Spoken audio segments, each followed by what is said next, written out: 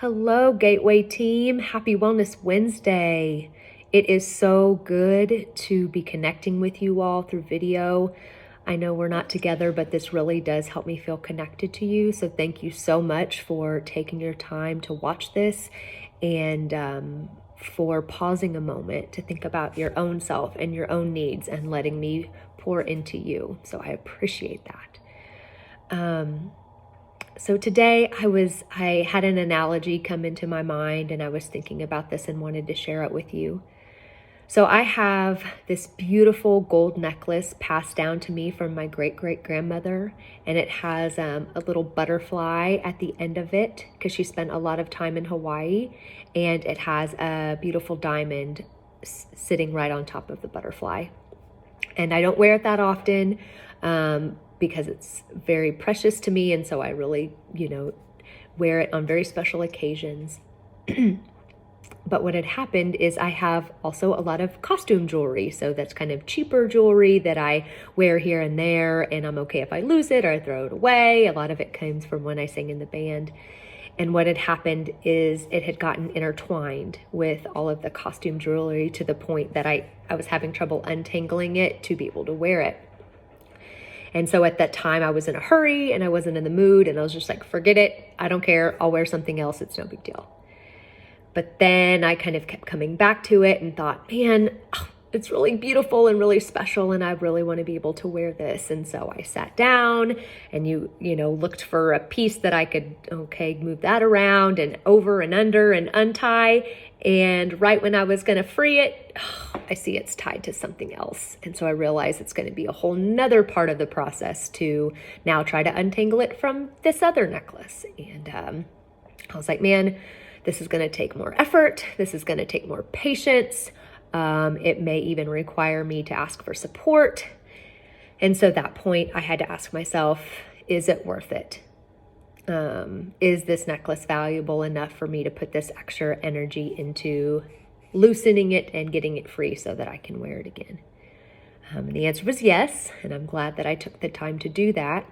But I also thought, man, I've had to do that in regards to my own self and my own time and my own energy and my own value, that I had gotten it so intertwined with other things, other people's needs, other people's situations, other people's emotions, all the shoulda, woulda, couldas. It was just getting intertwined, and I wasn't able to have me for myself and be able to use myself in a way that worked for me in my world, because I was intertangled with a bunch of other costume jewelry.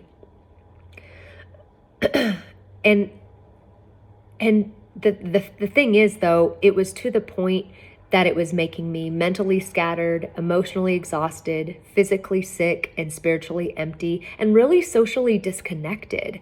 I mean, just because I was in relationship with people all the time, I didn't like people. And I was starting to feel resentful to people because I was always giving, and nobody else was showing up for me. And I recognized that was the pattern that I had set up. And it didn't happen all at once. It was just little by little getting more and more and more entangled. And I just couldn't figure out where others stopped and I began. And that was a problem. As behavioral health professionals, community partners, spouses, parents, we have a great responsibility to people. But we never, in any circumstances, are responsible for people. Now, I know kids are little, have to take care. I get that. But even with that, we are never in complete control of another person. And at the end of the day, all we are in control of is us. And we have to listen to those uncomfortable messages. For me, it was daily blinding headaches, a pounding in my chest that just wouldn't quit. It was over drinking, overeating, over shopping. It was feeling angry to the point of breaking down and crying over what seemed like nothing. Those were messages that something wasn't quite right, that I was too entangled, and those were not messages that I needed to just keep going. I needed to pull back and detach for my own serenity, not just for my sake, but for the people's sake that I thought I was helping. I also sent you a meditation along with this video, and the daily reminder says, I no longer have to wait until my health, my financial situation, or my emotional state collapses before paying attention to my needs. Today, I can practice becoming aware of what my inner voice is trying to teach me. I can listen and I can learn. And becoming aware and admitting our need for help is that first step towards serenity. You don't have to be able to untangle all the pieces all by yourself. You don't have to wait till it's all untangled before you start talking about it. If you see that you're in a bind and you're getting messages that whatever is happening is too much, then it's too much. Even if it's not too much for somebody else. If it's too much for you and you are feeling that, then that is all that matters.